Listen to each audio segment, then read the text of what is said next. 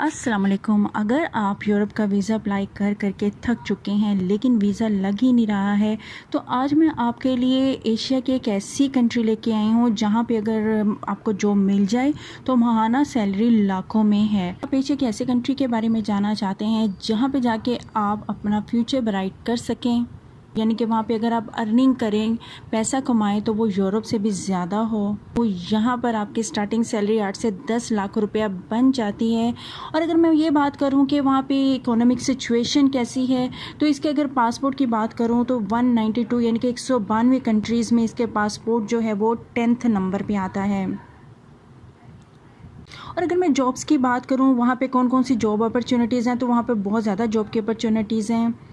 तो आज की वीडियो ये है ही इस पॉइंट ऑफ व्यू से कि आपको इस मुल्क के अंदर अगर चले जाते हैं तो किस तरीके से आप जॉब हासिल कर सकते हैं, कौन से वीज़े पे आप जा सकते हैं, और अगर विजिट वीज़े पे जाते हैं तो उसकी फ़ीस कितनी है, जॉब किस तरीके से आपने हासिल करनी है, डॉक्यूमेंट्स कितने रिक्वायर होंगे आपको वहाँ जाने के लिए। तो ये सब कुछ जो है प्रॉपर गाइडलाइन होगी इस वीडियो के अंदर।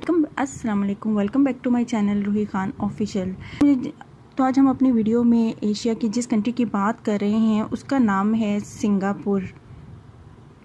सिंगापुर का नाम आपने बहुत ज़्यादा सुना होगा, पता नहीं होगा कि यहाँ पर जो सैलरी की जो रेशो है बहुत ज़्यादा अच्छी है बनिस्बत यूरोप के, और साथ ये भी एक नेशनैलिटी देने वाली कंट्री है। एशिया के अंदर है ये कंट्री जो, और जिस बराज़म में हम मौजूद हैं, यानी कि ये पाकिस्तान में जिस तरह हम लोग रह रहे हैं इसी तरह ये एशिया में है। इसकी बाउंड्रीज़ की अगर हम बात करें तो इसकी एक साइड पर तो इंडोनेशिया और दूसरी साइड पर इसकी मलेशिया है। ये बहुत खूबसूरत कंट्री है। अब यहाँ पे हम बात करेंगे कि यहाँ पे जॉब्स कौन कौन सी आप हासिल कर सकते हैं अगर चले जाते हैं। अगर तो आप ज़्यादा एजुकेटेड नहीं हैं तब भी आपके लिए अपॉर्चुनिटीज़ हैं, लेकिन अगर आप पढ़े लिखे हैं तो तब तो बहुत ज़्यादा अपॉर्चुनिटीज़ आपके लिए रहती हैं।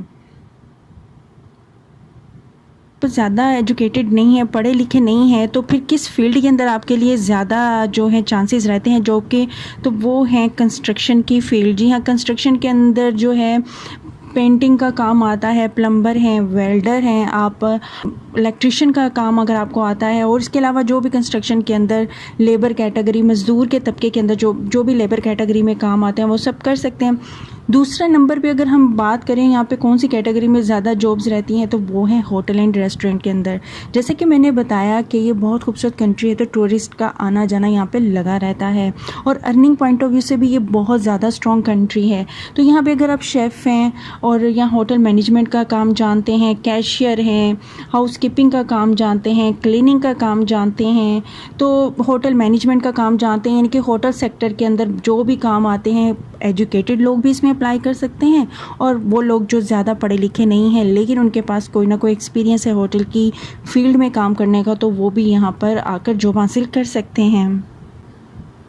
अब अगला जो सेक्टर आता है यहाँ पे जॉब्स जहाँ पे बहुत ज़्यादा अवेलेबल रहती हैं वो है मेडिकल फील्ड, यानी कि अगर आपने फार्मासिस्ट हैं या आपने डिस्पेंसरी का काम आता है, या फिर आप डॉक्टर हैं, पढ़े लिखे में हैं तो डॉक्टर हैं या वार्ड बॉय हैं, नर्सिंग का, हेल्थ केयर के अंदर जो भी आपको काम आते हैं उनके भी ऑप्शंस बहुत ज़्यादा रहती हैं यहाँ पर जॉब्स की।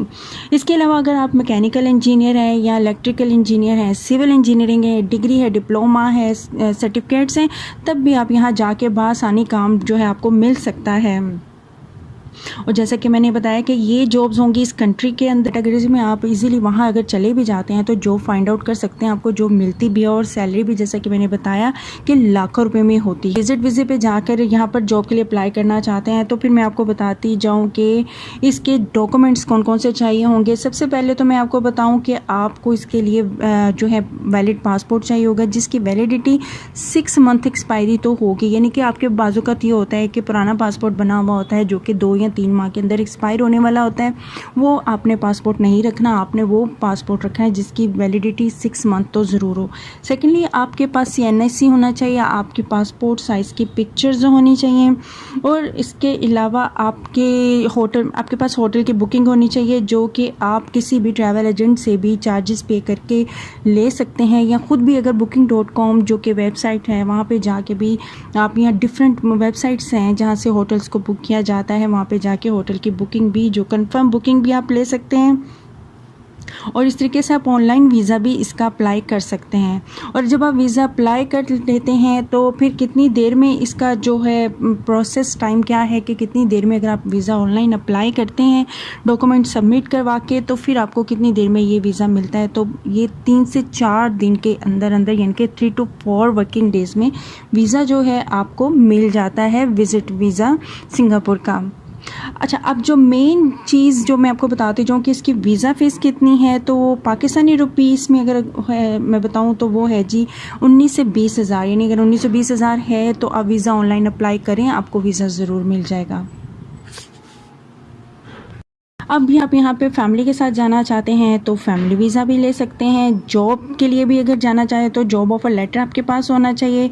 तो अब ये कि यहाँ पे जहाँ जॉब किस तरह से हासिल किया जाए तो उसके लिए डिस्क्रिप्शन में मैं लिंक डाल दूँगी, वहाँ से आप अप्लाई कर सकते हैं ऑनलाइन। तो लिंक से आप डायरेक्ट अप्लाई कर सकते हैं। ऑनलाइन अप्लाई करने के लिए कुछ चीज़ों की शराइत हैं, वो डॉक्यूमेंट्स आपके पास होने चाहिए। सबसे पहले तो ये कि आपके पास CV होना चाहिए, यानी कि आपके जो भी प्रोफाइल है, जो काम आपको आता है, जो एजुकेशन है, ये सब कुछ आपकी जो पर्सनल इंफॉर्मेशन है वो सब CV के अंदर होनी चाहिए। आपका मोबाइल नंबर होना चाहिए और आपकी वो ईमेल होनी चाहिए जिसे आप डेली चेक कर सकते हो। तो वो सारी इंफॉर्मेशन आपकी सारी उसके अंदर होनी चाहिए। इसी तरह ये कि जब CV वगैरह अप्लाई कर लेते हैं तो फिर आप जिस कैटेगरी में जॉब अप्लाई करना चाहते हैं जब आप कर लेते हैं तो फिर वो उस आपके ईमेल नंबर पे या टेलीफोन नंबर पे आपको फ़ोन करके आपसे छोटा सा एक शॉर्ट इंटरव्यू ले लेते हैं। ये डिपेंड करता है कि आप किस कंपनी किस एम्प्लॉय को जो है अप्लाई कर रहे हैं। समटाइम ऐसा होता है कि अगर आप बहुत सारी कंपनीज़ की पॉलिसीज़ में भी ये चीज़ होती है, लेकिन अगर आप मतलब कोई ऐसी कंपनी चूज़ कर लेते हैं, ऐसा एम्प्लॉय चूज़ कर लेते हैं जिनका ये लिखा हो डिस्क्रिप्शन में कि उनका मेडिकल फ्री है, फूड फ्री है, एयर फेयर फ्री है, तो फिर इस तरीके से आप वहाँ पे भी इस अपॉर्चुनिटी को से फ़ायदा उठा सकते हैं। आपको वीज़ा का प्रोसेस करने के लिए तो एम्बेसी में ही जाना पड़ता है। और पाकिस्तान में अगर बात की जाए तो इसकी एम्बेसी है कराची में, क्योंकि जॉब ऑफ़र लेटर जैसे ही आपको मिल जाता है तो आपको सबमिट करवाने होते हैं डॉक्यूमेंट्स अपने, उस जॉब ऑफ़र लेटर के साथ एम्बेसी ही जाना पड़ता है। और तरीके से जब आपका जो वीज़ा है ये प्रोसेस जब स्टार्ट होता है तो 20 से 25 दिन के अंदर आपको ये जो वीज़ा है मिल जाता है। यहाँ पर जाएं तो आपका फ्यूचर बहुत ब्राइट है। अगर आप यूरोप की अभी तक ट्राई कर रहे हैं लेकिन यूरोप में आप सक्सेसफुल नहीं हो पा रहे तो यहाँ पर ज़रूर अप्लाई करें, क्योंकि सिंगापुर में जब आपको एक दफ़ा जॉब मिलती है और आप एजुकेटेड हैं तो आपकी सैलरी 10 लाख माहाना से भी स्टार्ट हो सकती है। तो इसके लिए बाकी बेसिक जो डॉक्यूमेंट्स हैं मैं वो आपको बताती चलूँ। इसके लिए जो बेसिक डॉक्यूमेंट्स होते हैं वो आपको बता दिया मैंने कि आपका पुलिस कैरेक्टर सर्टिफिकेट होता है, हेल्थ इंश्योरेंस भी होती है और जहाँ तक पुलिस सर्टिफिकेट की बात है कि जिस कंट्री में आपने जाना होता है उसके लिए आपने वो निकलवाना होता है। वहाँ पे चले जाते हैं, आप चाहें तो अपनी फैमिली को भी वहाँ बुला के सेटल डाउन कर सकते हैं। इसलिए वो लोग जो कि यूरोप ट्राई कर करके थक चुके हैं और उनका वीज़ा नहीं लग रहा तो वो यूरोप की एशिया की इस कंट्री में ज़रूर अप्लाई करें। बहुत ब्राइट फ्यूचर होने वाला है। आई होप सो कि इन्फॉर्मेशन आपको अच्छी लगी होगी। वीडियो की इन्फॉर्मेशन अच्छी लगी लाइक एंड शेयर ज़रूर करें। चैनल पर नए आए तो सब्सक्राइब ज़रूर करिएगा। मिलते हैं नेक्स्ट वीडियो में नेक्स्ट किसी इन्फॉर्मेशन के साथ वीज़े की या फिर किसी कंट्री की फैक्ट्स और हिस्ट्री के साथ। टिल देन मुझे रखें दुआ में याद। अल्लाह हाफिज़।